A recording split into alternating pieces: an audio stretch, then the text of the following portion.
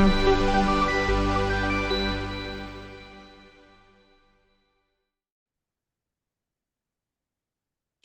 everyone. Welcome to the Great Awakening podcast. I'm your host, Gisele Brunn, and today's very special guest is my friend, Linda Sztanko. She's a networking expert, a master trainer. She's also a coach, a speaker. She's an award-winning entrepreneur, and she's the co-founder of the network at the Mastermind City. Welcome, Linda. Thank you so much for having me. I was really excited about today.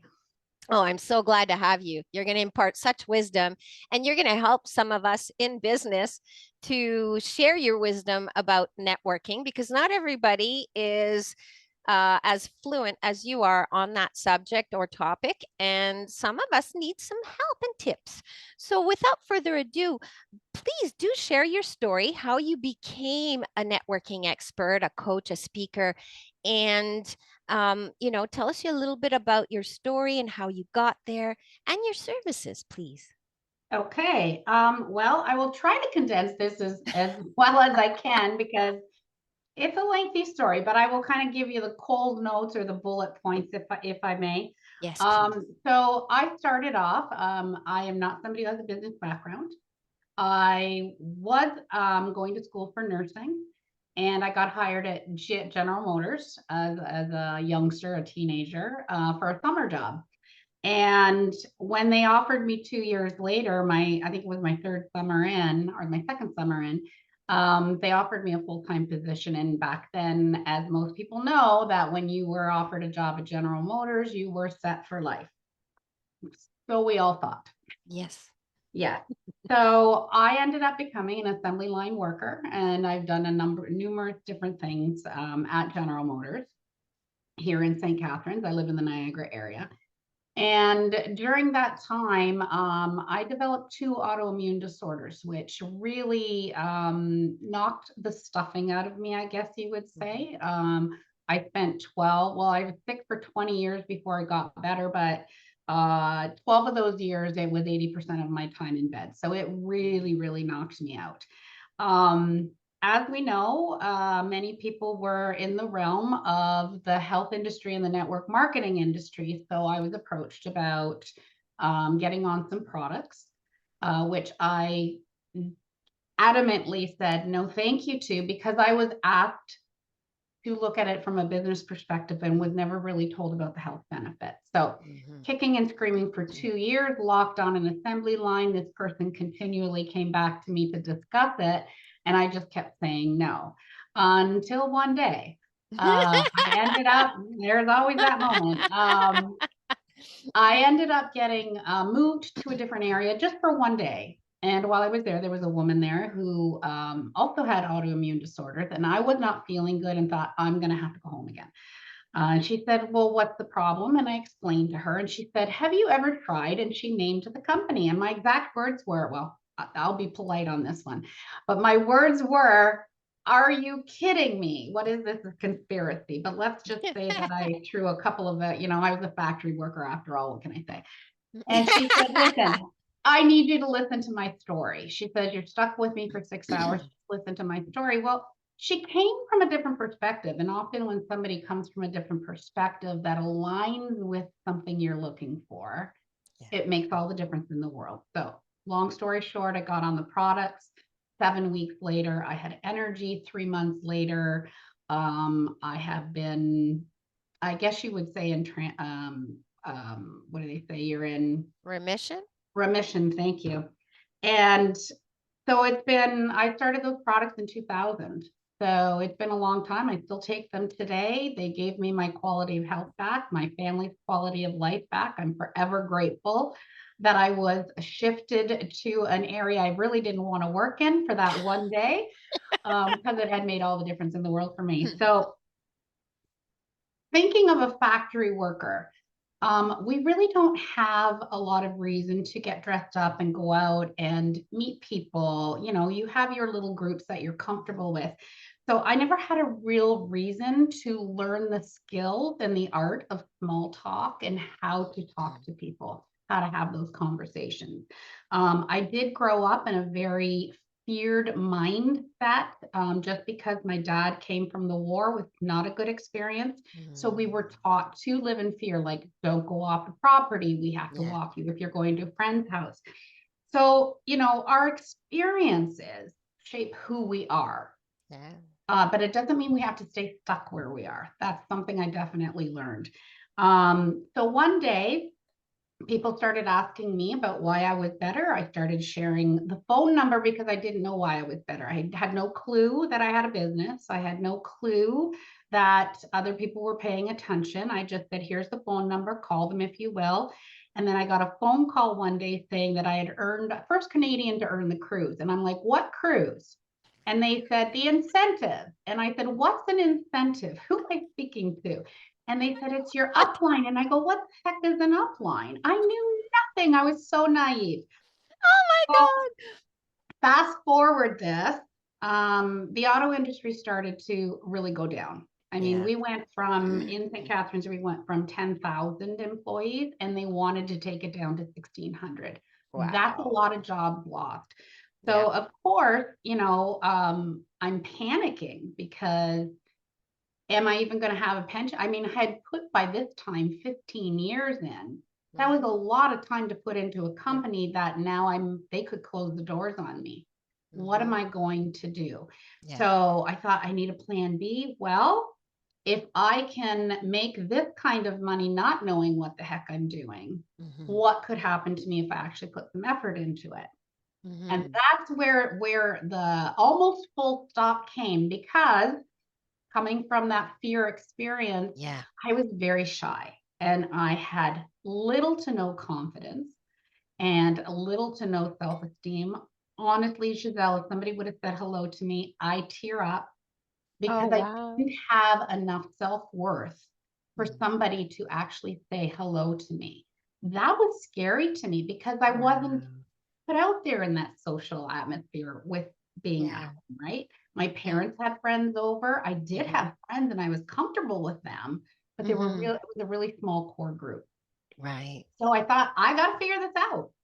How am I going to do this? I need to know how to meet people. So Mhm. I started doing professional development courses online and I started really pushing myself. I never say to, you push past the fear, it's you push through it. You have to push through things to get to the other Mhm. side. You just don't go from A to Z, you go from A, B, C, D, E all the way down till Yes. you're on the other side. So I started doing that. And then I came across this, what I assumed was a business training course. It was called Extreme Business Makeovers. It was in Florida. So it was the first time I flew by myself anywhere, stayed in a hotel anywhere. Wow. Little factory worker, kind of on the frumpy side. Didn't really know how to talk to people, but I went and I walked into a room with 500 suits, very professional people, scared the bejesus out of me, let me tell you. I could have either taken off because my first instinct, flight or fight, Mhm. was to leave, right? And just go stay at the hotel, lay by the pool, read a book for 5 days, and not go to this conference. But something on my shoulder said, no, you need to go. Just stay here and listen. Just stay and listen. Hide in the corner if you have to. Go sit at that back table, but just listen. Mhm. So during that conference, there was a woman who was very, very engaged with the speakers on stage, and it didn't matter what they were talking about. Her hand was up, and she was willing to engage. And I was like, oh, I'd love to have. Please let me just have a little bit of that confidence. So I resonated to her in the sense that not that we had a lot in common, but that I needed to tell her she was inspiring to me. So every time there was a break, I would walk towards her, but turned around and walked back. And I think it was the fourth time that I finally went up to her and I said, I just wish I had a little bit of your confidence. You're so engaging. You're really in there. And my first really lesson learned was at this event. And she said, okay, stop.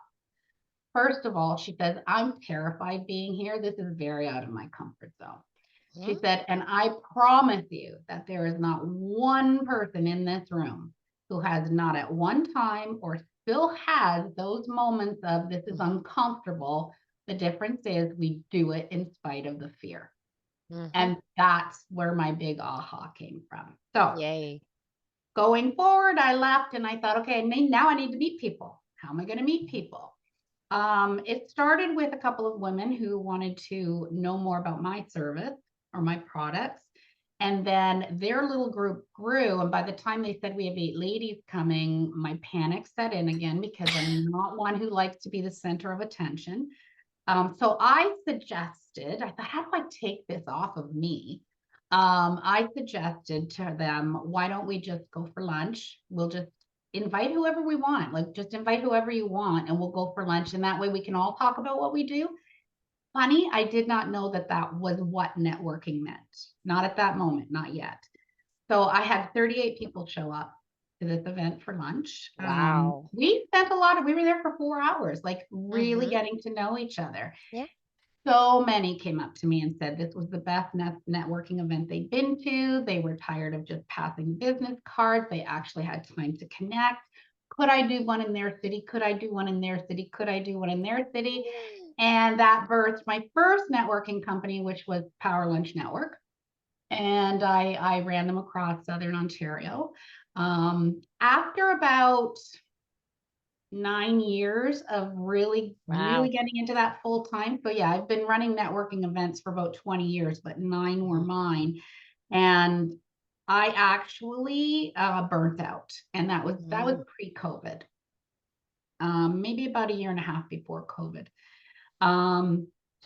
I just burnt out and I needed to do something different. So during the time of my networking, and I'll come back to where we are now, I met a wonderful person. She became my business coach. And interesting how we met. She didn't want to come to a networking meeting. She's not big on networking. She does it for business. It's not one of her favorite things to do, but it was one of her employees who brought her kicking and screaming. And she saw something in me that I didn't see in myself. So I didn't really meet her that day other than to say hello. It was shortly after that I heard a lot of women say, how come we can't go to, I'd love to go to, hang on, let me say it differently. I would love to go to a women's conference or a business conference, but they're always so expensive and I can't afford it. So of course my brain starts saying, well, why can't I put something on that's not expensive? Well, I will tell you, anybody out there listening, it is. It's very expensive. Yes, and it is. I was happy and glad that I did it. I didn't have a clue what I was doing. It ended up costing me thousands of dollars out of my own pocket. Would I do it again? In a heartbeat. In a heartbeat. Yeah. I called it the Giving Back Conference because people, I could not afford people. So I just kind of, okay, bring whoever I need, please. I'm one of these, a hope and a prayer. And you know what? It happened. Somebody came up to me and offered their sound technical skills, and they said, I will do it for nothing.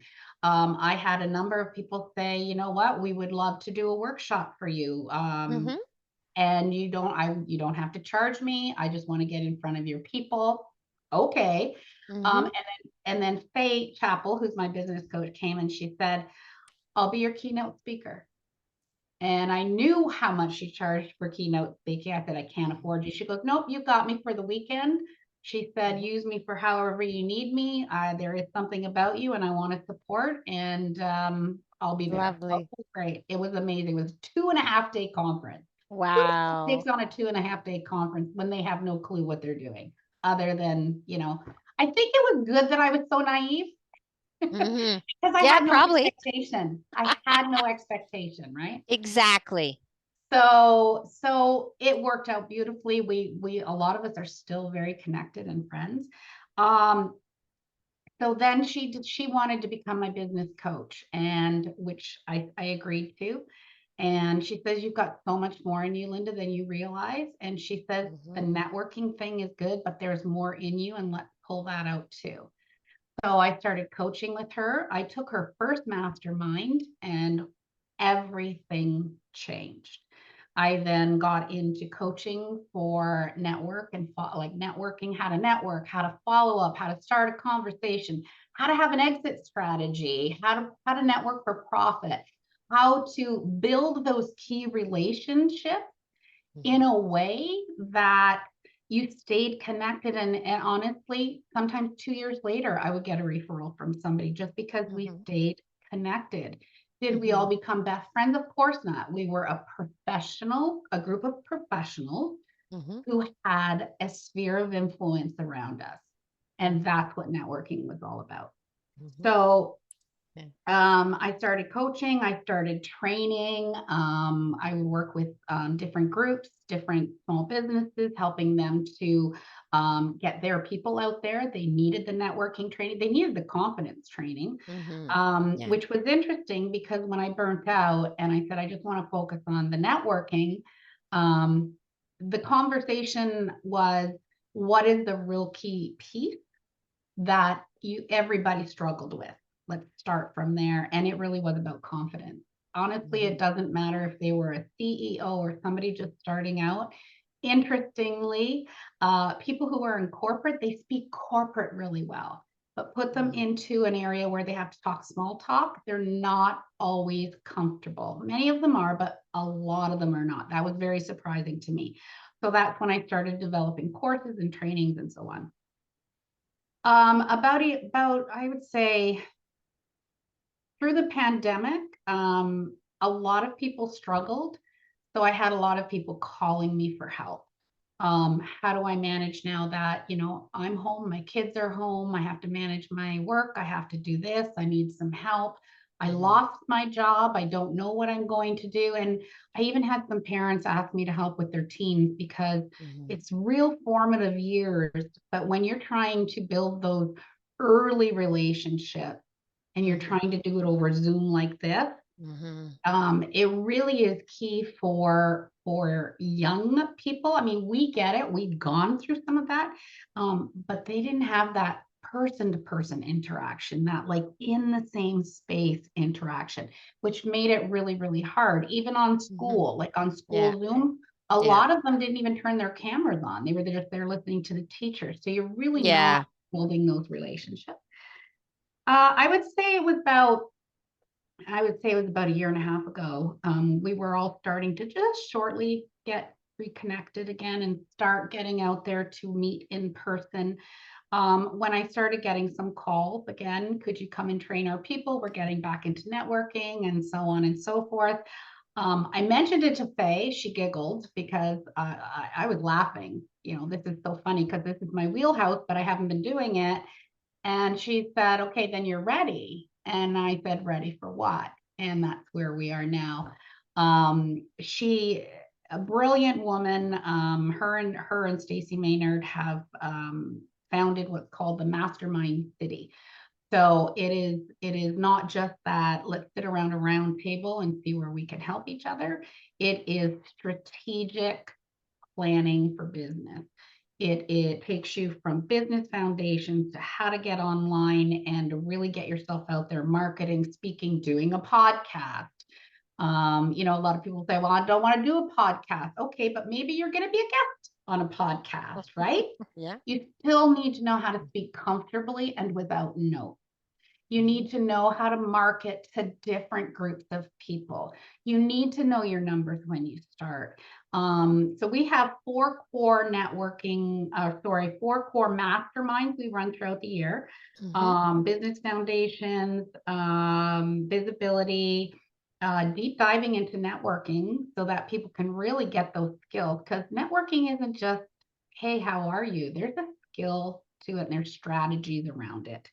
And then, of course, there's a coaching piece for people who want to coach and mentor people.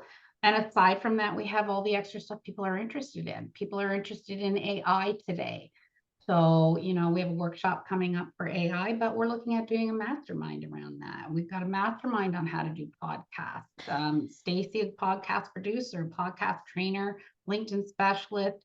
Faye has run, $400 million companies around the globe.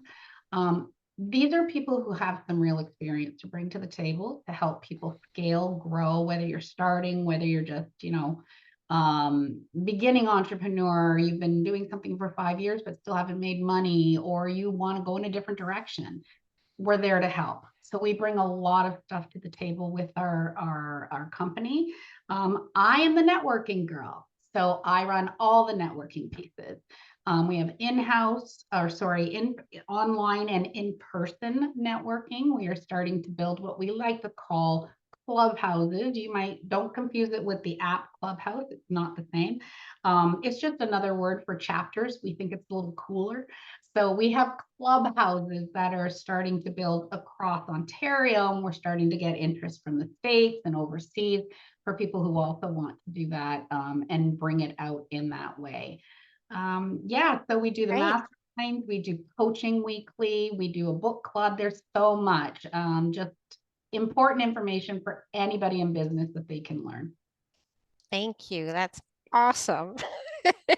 I know Yeah, it's a lot, eh? yeah, And it is. that was the But condensed version. and that's about you.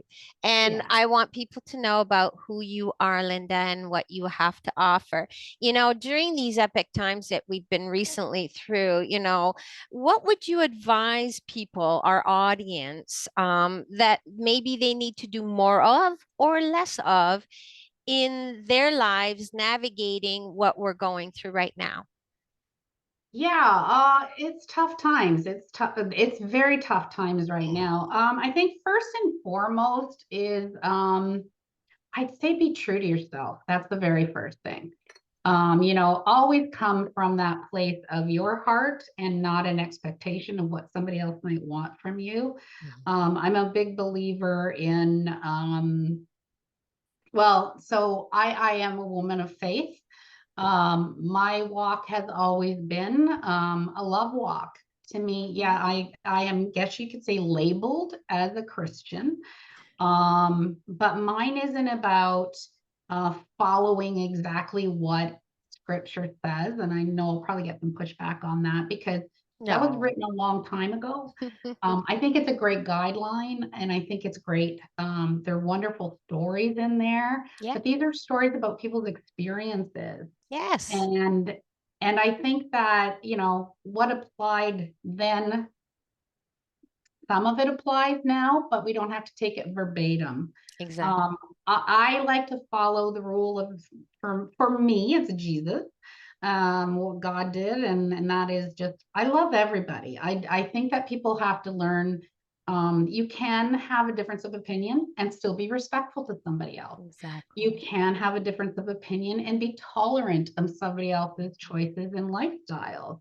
Mm-hmm. If we were truly all made in his image, then what makes one person better than the other?